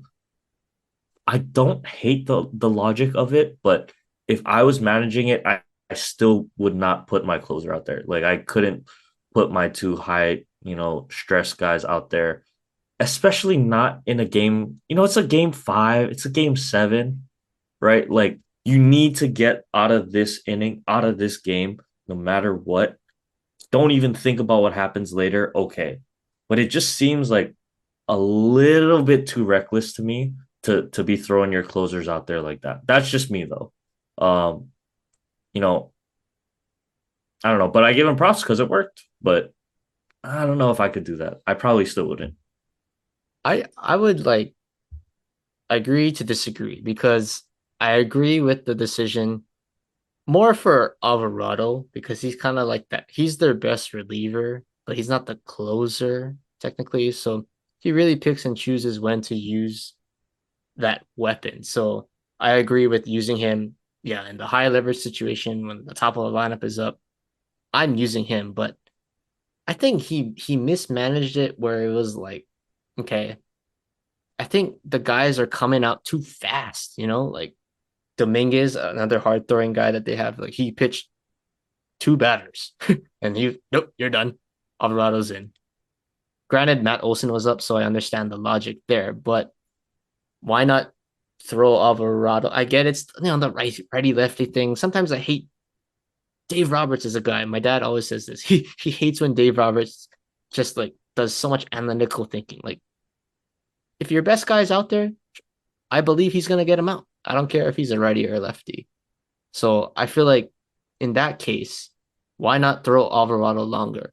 Or why not throw Dominguez after to eat the bulk innings? And then now, okay, that's your high leverage guys, but you still got Kimbrel in your back pocket for the 8th or the 9th or both. So I just think the leash on these guys are a little too short, especially in a close game and when they're pitching well. Kind of hard to take out a guy when they're pitching well, to me. So that's the only part I disagree on. But I do agree on, yeah, because you got to get out of that tough situation. If you blow that game open, then you lose anyway, and you just have your guy sitting on the bench. So I like the aggression. I just think, like you said, there are different ways to better manage the situation and set yourself up for, that potential late inning closeout that you have. But hey, the Phillies, I'm cheering for the Phillies in the NLCS now. I think you are against the D-backs. They come out. Yeah, definitely. Smack them in the mouth. Schwarber leadoff bomb. Harper homers again on his birthday. I don't know. I think this one, yeah, it's 1-0, but it's going to be a good series. I think it goes at least 6. I would say 6. I think the Phillies win in 6, I would say. But I think the Diamondbacks, tough blow to lose with Zach Gallen. And I think that's a huge thing to match because I don't think their starting pitching is as deep as Philadelphia's right now. And if you're relying on Merrill Kelly and Brandon Pfaadt, that's a tough situation to be in. But I think their offense is gonna wake up and they're gonna make this a series. So I don't know what you think about this series going Phillies to in 6 or 5. 7. I think it's 5. 5, really? 5. Wow. The only reason I will say 5 is because these Phillies guys are not gonna miss the meatballs that are gonna be thrown. Like you said, Zach Gallen missed on a couple pitches, and the Phillies jumped all over it. Same pitches the Dodgers were getting. I'm not like honestly, like he didn't. I don't think Zach Gallen pitched any better against the Dodgers. I don't think Merrill Kelly's gonna pitch any better against the Phillies than he did the Dodgers, and so along with the rookie. But like honestly, there were pitches to hit for the Dodgers. They just missed them. Like I don't know what else to say. I don't know if it's the approach. I don't know what's going on in their heads, but there were fastballs elevated in the zone that were drivable, hittable pitches, and they missed them. But this Phillies team is so locked in right now. You could argue 1 through 9 at this point, right? It's so scary, their lineup, top to bottom. Not all those guys are going to miss. Trey Turner is finally playing like the Trey Turner MVP candidate we thought he was going to be. This team is locked in. And especially when they get that home run from Schwarber out of that leadoff spot, once they get any kind of production out of him, it just sparks everything. So that's why I'm going to say in 5. I think Arizona is going to put up runs this series. I don't think it's going to be, kind of like how it was today. I think there's going to be like a 7-6 win in there for the Phillies, something like that. But I think they're going to just out hit Arizona. And I think it's going to be a 5-game series. That's a bold one. I think Phillies in 6 is a safe pick for me. Safe pick. But okay, let's move to the AL side. So the Astros, I don't think it was a shocker that they beat the Twins. I think we said it was gonna go 5. It was 4, but it was a close 4 games. But I think, just experience, better talent kind of just took over.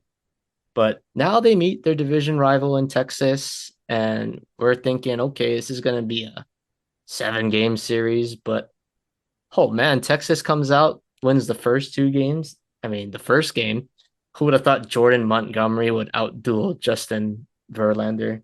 Makes me sick as a Yankees fan to see him balling out on that stage. But that game, the end of the game was kind of the critical one because Altuve had that base running error on Alex Bregman's hit, and I was getting like, oh my gosh, this is like hilarious to see that Aroldis Chapman's going to have another choking moment in Minute Maid Park against the Astros, but he gets bailed out by Altuve's base running, and the rookie Evan Carter had no idea who this guy was before the postseason, but this guy he's pretty good. He's pretty good, and he gets on base, and that's the Moneyball logic. So I think he's such a huge weapon, and in game 2, they actually didn't even start him because he's a lefty. So Framber Valdez is pitching game 2 for the Astros. They start Robbie Grossman. I guess it sort of paid off because he was part of the rally in the first inning. They jumped all over him. Yeah. 4 runs in the first inning. This one was like the Rangers just kind of, they jumped out early, but they were just hanging on. Like, I don't know, a couple more innings in the game, I could see the Astros winning. But yeah, the Astros had their chances. They had I think they had bases loaded, nobody out in the 5th, and they did score. So I think you got to give credit to Mr. Eovaldi, who's also an ex-Yankee, who also is doing well after he leaves the Yankees. So kind of, some kind of trend going on here that these guys just don't perform well in pinstripes. I don't understand why that's the case, but I don't know. I think the Astros, even with Yordan Alvarez, his flu game, he had 2 home runs. I don't know. I think they're in trouble. You lose 2 games at home. That's a bad sign. I think they're in trouble now. What do you think? Yeah, I definitely think Texas is favored, but weirdly enough, I think this goes 6 to Texas. I think Texas wins this one in 6. The only reason I'll say that is just because one, Houston, as much as I want to say they're dead or done in the water, they've still got a top to bottom lineup that can, jump on you at any time. If Kyle Tucker gets going, it's going to be just that much harder for Texas. So I think it goes 6. I think Houston's going to bounce back. Um, but ultimately, I think Texas's bats stay hot enough to put Houston away. And I think it's the Phillies Texas I think final, so. or I mean, World Series that I was hoping for. So Yeah, that's what I'm leaning I think towards. that would be just like it's going to be 10, Fireworks. 10, Just 8 every fireworks. single game. But I would love it. I would love it. That's Yeah. what I want to See, see. but part of me kind of wants I'll say if the Phillies win, part of me wants the Astros to win just to Just for see the rematch, and I want to see Mhm. Philly. Obviously, I don't want the Astros to win, but I want to see Philly beat them. That would be pretty entertaining too. But yeah, I think if the Rangers, because the Astros are tough, you can't count them out. If they win one game at home and you at least go back 3-2 to Houston, I think you're in good shape there because you force Houston to kind of empty the tank, and then you can kind of you manage the game accordingly. But you don't have to throw all your eggs in one basket in one game, whereas Houston would be playing with their backs against the wall. So they have the luxury. They took 2 games on the road. Just win one. You can literally just win 1 game out of 3 at home to still have control of the series. So I think Texas wins. I say Texas. Yeah, I think at this point, Texas in 6 is a safe bet. So let's hope for Texas Phillies World Series when we get to that point.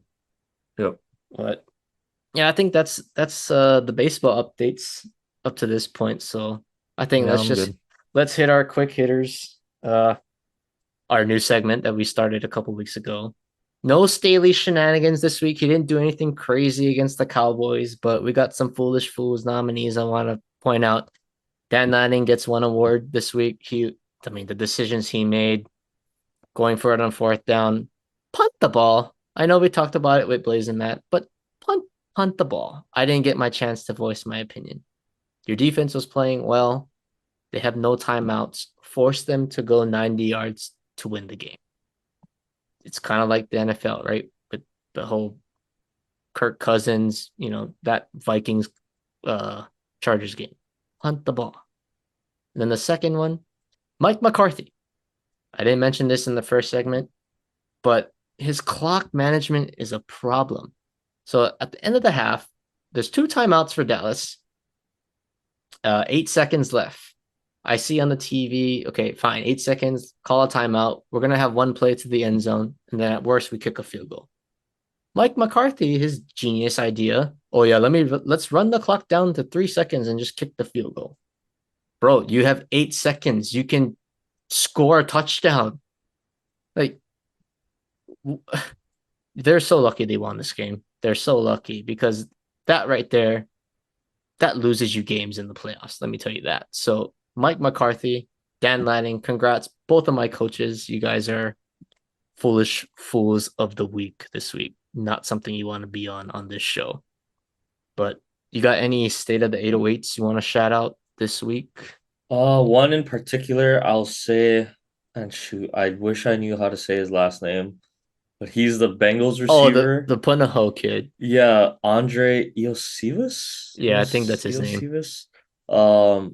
Anyway, yeah, Punahou guy got his first touchdown in the NFL. He went to Princeton of all places. But hey, good for him. It's always nice to see any Hawaii talent out there. So hey, to get a touchdown in that Bengals out of that Bengals receiving core and to even get playing time, that's saying something because they got studs at wide receivers. So shout out to Andre. Congrats on your first touchdown. in the NFL. Hopefully, many more to come. Yep. The local boys are showing out in the NFL now. They got a lot of them. But all right, as usual, sports fact of the day, October 16th, record day today. So 2003. Oh man, I could wish I was at this game. ALCS, the Yankees beat the Boston Red Sox in 7 games, 4-3 in game 7. This is the famous Aaron Boone walk-off home run against Tim Wakefield to send the Boston Red Sox home. Let's not talk about what happened the next year because that's also bad history if you're a Yankees fan. But 2003 ALCS was a good year. So I'll leave it at that. The Aaron Boone home run, sports fact of the day. But I think that's all we got. Yeah? Yeah. I think we're good. Yeah. All right. You want to close us out then? Yeah. As usual, everyone, thank you for watching. We'll be back next week. More playoff baseball talk, some football talk. So hope everyone has a good week.